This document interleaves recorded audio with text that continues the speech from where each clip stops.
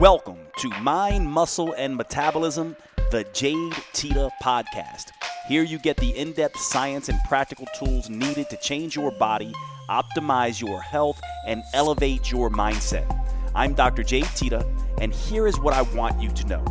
You are different. You are as unique on the inside chemically as you are on the outside physically. And those differences matter.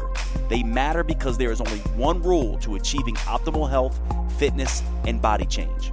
That rule: do what works for you. My goal is to help you understand exactly how.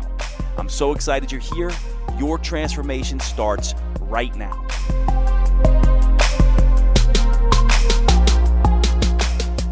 Welcome to the podcast, everybody. This is Dr. Jade Teta, and today we are going to be talking about intermittent fasting, or IF. It's also known as time-restricted feeding. If you're paying attention to some of the research that's going on right now in the world of health and fitness, you'll see an awful lot of studies coming out about time-restricted feeding.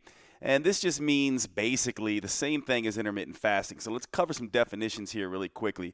What do we typically mean by IF, or intermittent fasting? Essentially what this means is we're going for longer periods of time without food. And when we talk about time-restricted feeding, this is essentially the same thing. So I'm going to use these two interchangeably. They're basically synonymous.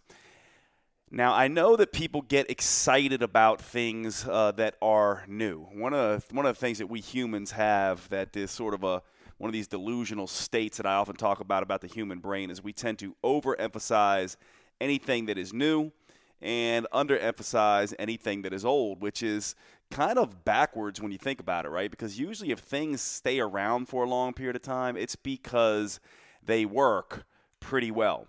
And so chasing novelty is not always a good idea. It's probably better to chase the things that have been used and work for health and fitness over a long period of time. Now, in the case of intermittent fasting or time-restricted feeding, this is an interesting case because you might think that it's new, but it's actually something that's been with our humanity since the beginning of evolution, since the beginning of time, essentially.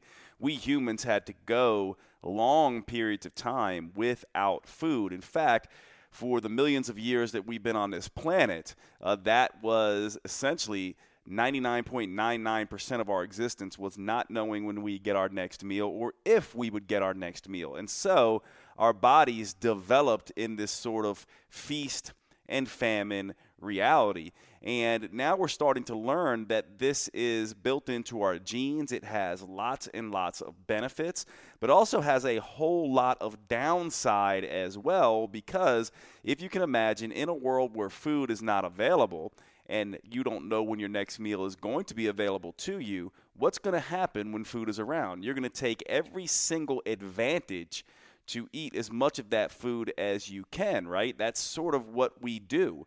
And so if we have this ancient metabolism that is programmed to eat up all the available food for a famine that it believes is right around the corner, because that is how it is evolved and how it functions, and that famine never comes, then we end up with a severe issue. We end up with diabetes and inflammation and obesity and heart disease and all these things that we believe, some of them may not actually be the case, but we believe largely is a result of lifestyle, and primarily a lifestyle of overeating and never giving our bodies a break from food. And so intermittent fasting has been with us forever, and the science is beginning to tell us for years and years now, actually. It's funny, when I was back in school at Bastyr University studying to get my doctorate in naturopathic medicine, we studied therapeutic fasting as one of the first things that we do. And so that was back in the late 90s, and now it's all the rage again. And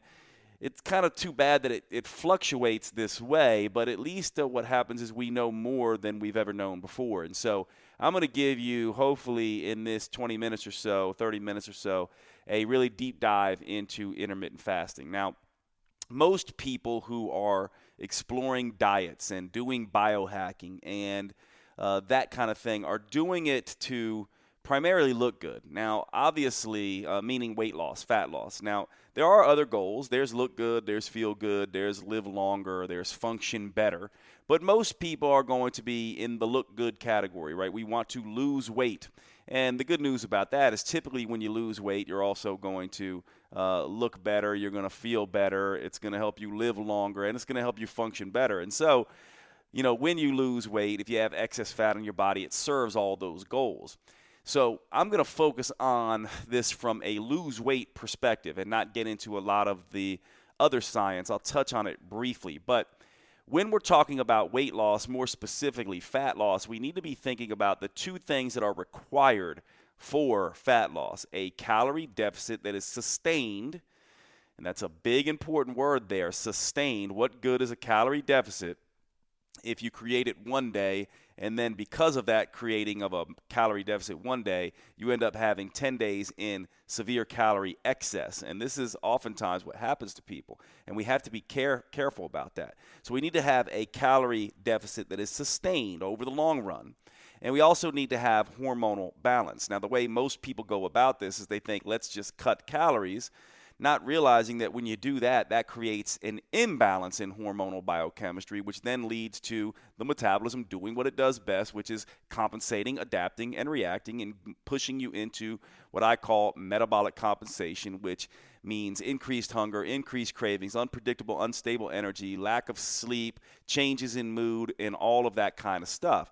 And so really what we are trying to do whenever we use a tool like intermittent fasting is we're filtering through, does this help me create a calorie deficit that is sustained and balance hormones? When you balance hormones, you're automatically, for the most part, not always true, but for most people, when you balance hormones that control hunger, hormones that control cravings, hormones that make you feel vital and energetic and stable in the mood and help you sleep better, you will automatically, for most people, again, not everybody, but you will usually create a natural calorie deficit as a result of that, simply because you are not hungry, you're not craving, you are not in a situation where you're craving these things or needing more food. Now, that is not always the case, but it is almost always the case. And so it makes sense that when we come at these tools like intermittent fasting or time-restricted feeding, we're looking at the ability for them to help us balance our hormones and create a calorie deficit. Now, for some people, that comes easy because they have a flexible metabolism, meaning that when they go without food, their body automatically and easily can switch into burning sugar and or fat and or a little bit of protein and or creating ketones. In other words, they don't get this hunger, this cravings issues, this energy unpredictability and instability because they have a flexible, healthy metabolism. Now, that's not the case for all people. And by the way, you can't necessarily know if you have a flexible or inflexible metabolism just based on the way you look, although that is usually a pretty good way to do it. Athletes will typically have a more flexible metabolism. Obese diabetics have a more inflexible metabolism, but there's many, many people in between. So the first thing you want to understand is if I'm going to use intermittent fasting and try to create both a calorie deficit and hormonal metabolic balance,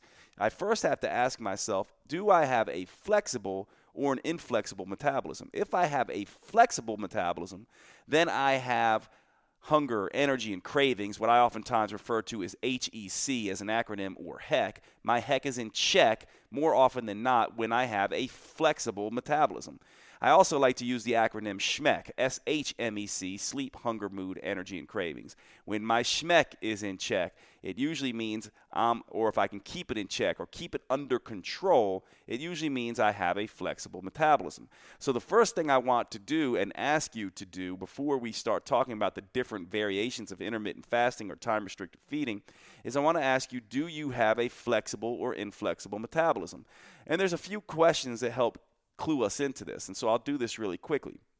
I want you to answer this particular question. If you went all day without eating, didn't eat breakfast, didn't eat lunch, last meal you had was 8 p.m. the night previous, and then you get home at 8 p.m. the following day, so you've been 24 hours without food, would you be able to sit down and have a normal meal, a normal large meal, but a normal meal?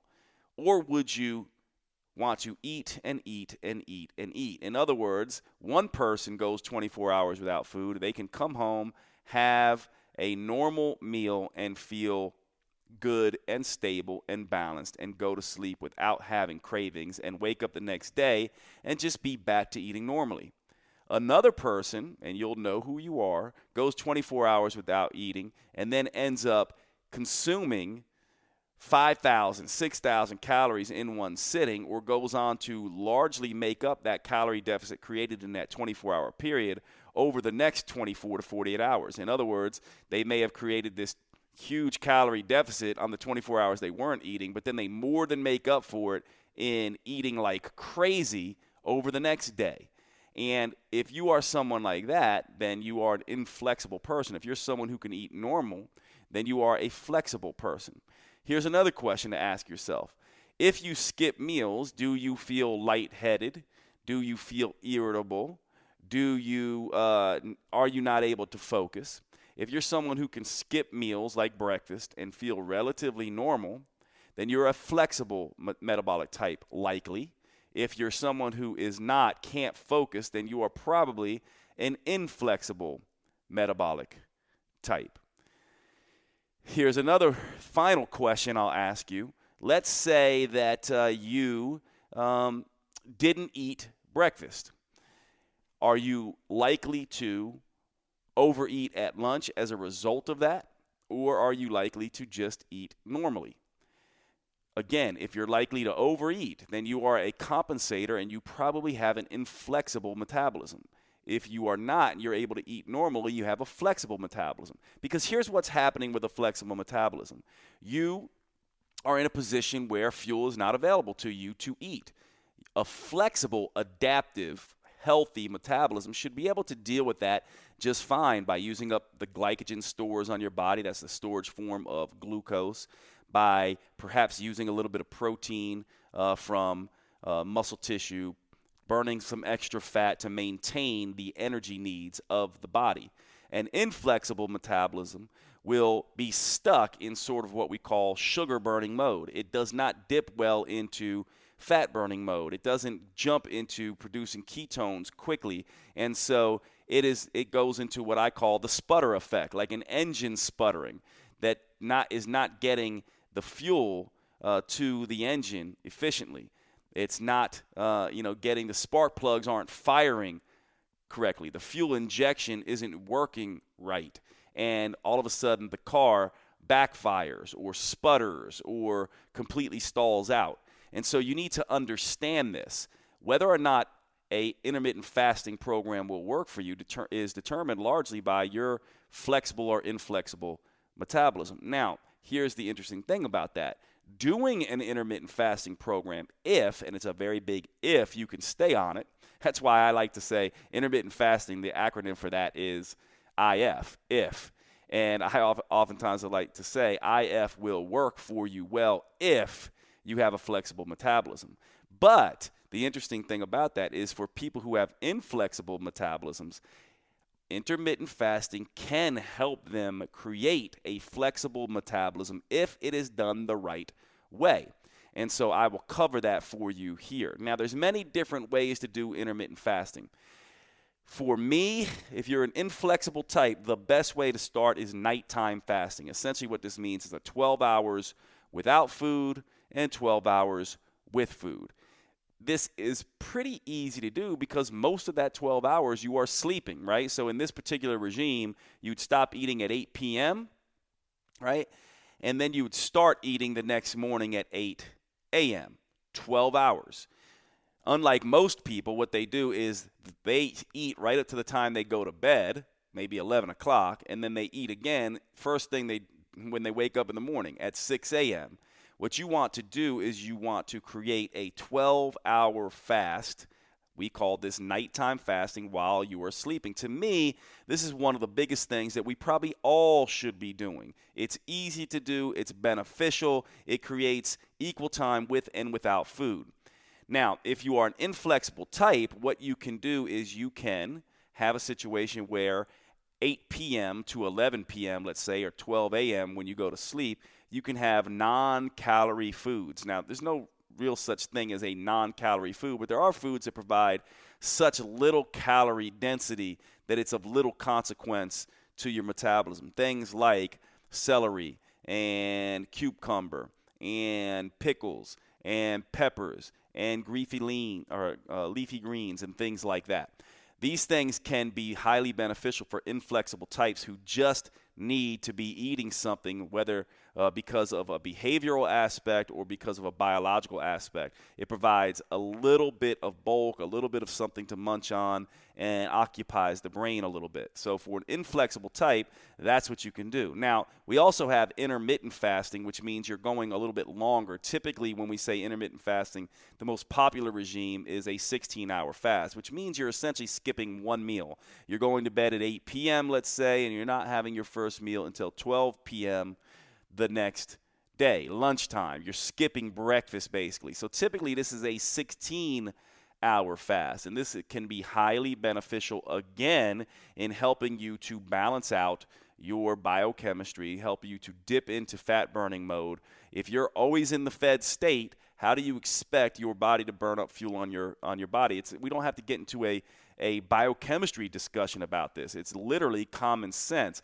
When you give your body food, it will burn that fuel. When you don't give your body fuel, it will have to burn the fuel that it has stored.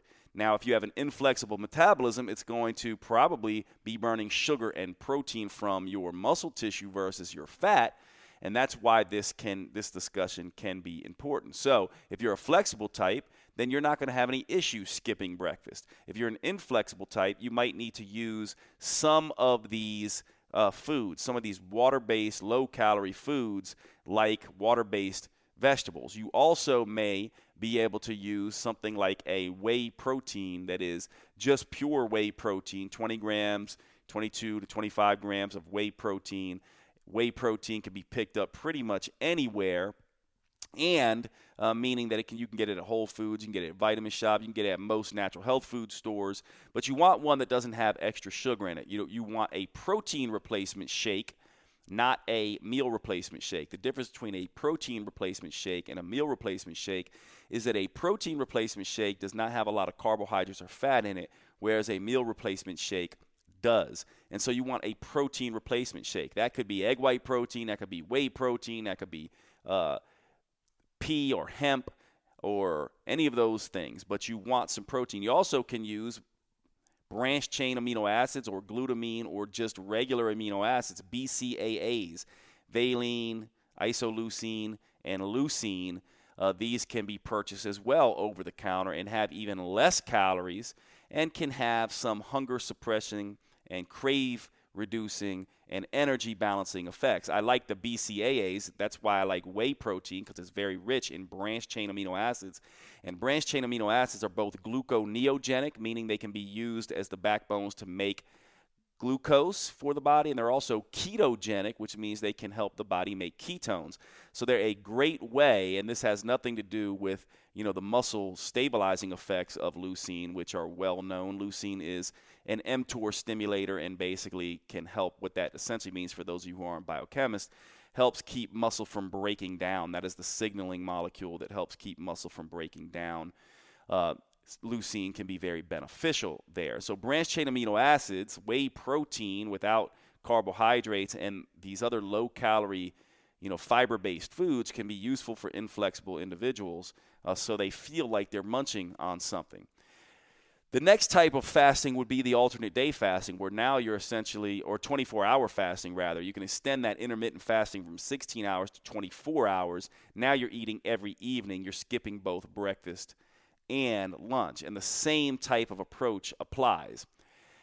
We can move into alternate day fasting as well, whereas one whole day you fast, right, that whole 24 hours from 8 a.m. on Monday, let's say, you're skipping all of Monday, and then you're not eating again until the following day, right? So you're going a full 24 hours without food or longer, right? maybe even 48 or 36 hours without food. So 1 day on, 1 day off, right? So that is another way to do this. And this is essentially, if you're paying attention, it's all essentially intermittent fasting, right? 16 hours, fine. 24 hours, fine. 36 hours, fine. And then we can get into sort of the long-term fasting after about 3 days, which we'll get into the science of that here in a second. And, of course, you can do cycled fasting because it doesn't have to be alternating. It could be where maybe during the week you eat normally and maybe on the weekend you do a fast. Some people call this the 5-2 program. This is a weekend fast, and there are many, many different ways to do this. But, again, understanding whether you're flexible or inflexible is very important. And also understanding that sometimes stress can be an issue here for people who can even change a flexible person into a more inflexible person. Let's say you decide you're going to do a 5-2 program. You eat all week long. You fast on the weekends, but then also you're exercising like crazy. That may or may not be a useful strategy for you. Someone who's very flexible will handle that fine, but some people, that will push them into a stressful state and cause changes in HEC or SHMEC, sleep, hunger, mood, energy, and cravings, and therefore lead to compensatory reactions later. This is where intermittent fasting and fasting can go sideways. Sure, you created a calorie deficit during the time you were fasting, but did you create a situation where that, day of fasting turns into a week of cheating and gorging, and so you would have been better off not doing it in the first place? Now, long-term fasting starts to become something that's a little bit different. In long-term fasting, you begin to get more of perhaps the health benefits, and this is becoming more and more popular, and it's something that I studied in medical school primarily, as opposed to the shorter-term fasting. Short-term fasting is interesting because short-term fasting, 12 hours, 16 hours, looks a lot like high-intensity training in its hormonal situation. In other words, when you short-term fast, you're raising stress hormones, yes, but you're also raising things like human growth hormone along with that. And that's what happens with intense exercise as well. And this is a pretty good thing to have happen. This is why short-term fasts have very little downside for people. Longer-term fasts, it starts getting a little more tricky at that point in time. But I do want to mention long-term fasts over about 3 days, simply because there are some benefits to that that can really, really help people. The science behind this, by the way, is after about 1 day for individuals, your glycogen reserves, the storage form of sugar, is going to be done and gone after about 24 hours. That's a good thing, actually, in terms of fat burning, because now the body has to begin to ramp up its fat burning biochemistry. And so now what happens is after that 24 hours, fat is being broken down pretty quickly into both glycerol and fatty acids. Now, the glycerol of the triglycerides that make up your fat stores can be made into some glucose because your body needs to have that.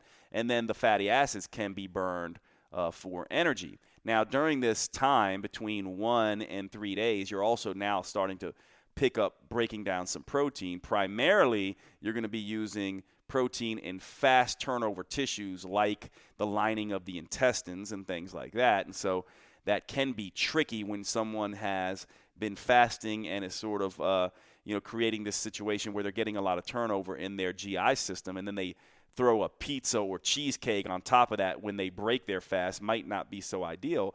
But it also is for someone who has gut-related issues. Short-term fasting can be highly beneficial, especially when combined with amino acids like glutamine that can really help to turn over the lining of the digestive system, which is really oftentimes called the brain, the command and control center of the metabolism. Well, the GI system, the gastrointestinal tract, is really the five-star general of the metabolism. And giving the GI system a rest from digesting and absorbing and assimilating all these nutrients can be highly beneficial. It gives it time to repair. The immune system is highly vigilant at the area of what we call the GALT, the gut-associated lymphoid tissue. Most of the immune system resides there. This is why fasting can oftentimes cause a secession of some of the symptoms associated with GI distress or autoimmune conditions and things like that. There's also some interesting research in cancer research showing that using chemotherapy under a fasting state amplifies the effects of that chemotherapy, likely because of what the immune system is doing to help the situation. So the immune system is highly activated and gets to sort of be in a more productive state when you're fasting, because it's not being hypervigilant about all this food coming in. It's not getting bogged down with unnecessary inflammatory reactions and things like this. Now, I know I'm talking about the immune system in a very human way, but it's a useful way for non-scientists to understand this. It's pretty common sense without going into biochemistry. If your immune system is constantly having to watch what's happening at the level of the digestive system, it doesn't have a whole lot of time to fight off invaders and to sort of recognize cancer cells and things like that. And so that's very important. So the longer you fast, the more we get into this place where the immune system starts to reset and reprogram and repair and restore itself to more proper function. This is why fasting can be highly beneficial for people with autoimmune conditions and chronic diseases and chronic infections as well. But you have to be careful because there's this fine line, right? We also need to have fuel to help us and nutrients to help us. One of the other things that happens that's highly beneficial during fasting is autophagy or autophagy, however your chosen pronunciation is. Autophagy,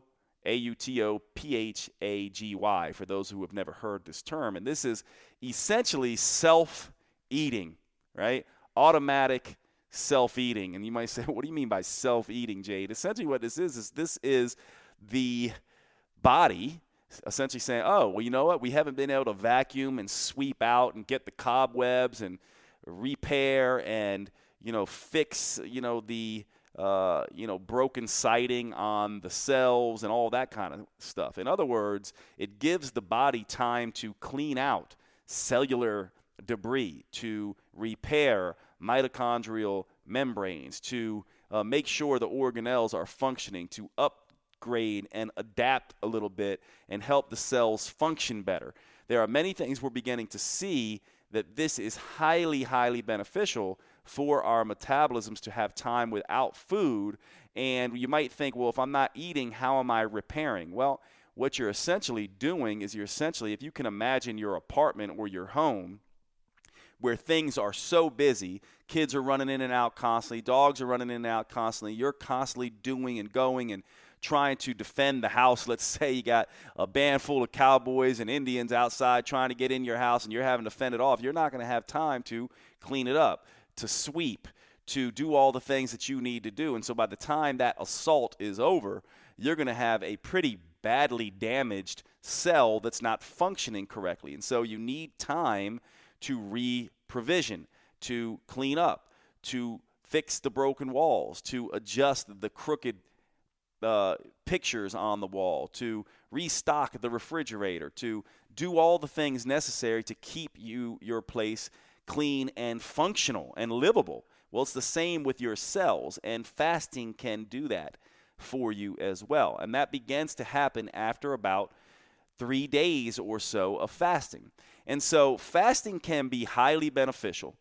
We have many different forms of fasting: nighttime fasting, different forms of intermittent fasting, 16 hours, 24 hours, 36 hours, 48 hours. We have alternate day fasting, 1 day on, 1 day off. These have been studied and have been shown to be highly beneficial for people in multiple ways. We have cycled fasting. Maybe you're eating normally during the week, you're fasting for 2 days on the weekend, and then we have long-term fasting that lasts over 3 days or so. And that's typically when ketogenesis kicks in. Your body starts making ketones. The body starts sparing protein a little bit more and not breaking it down as much, and you begin to see some of the benefits with autophagy or autophagy or cleaning up of the cellular debris, and many, many of the benefits with immune function. Now, hopefully you understand, though, none of this should make you go, oh my God, all this sounds so exciting and I should jump on this if you are not in a more flexible state. People who benefit the most from intermittent fasting are going to be flexible metabolic types. People who are inflexible certainly can become more flexible from fasting, but they're probably better off eating more frequently on a regular basis. And I want to just cover this real quick and then we'll end. It's really interesting, right? Because we essentially go, well, I've heard that, like for example, in my first book that I wrote a book called The Metabolic Effect Diet or The New Me Diet.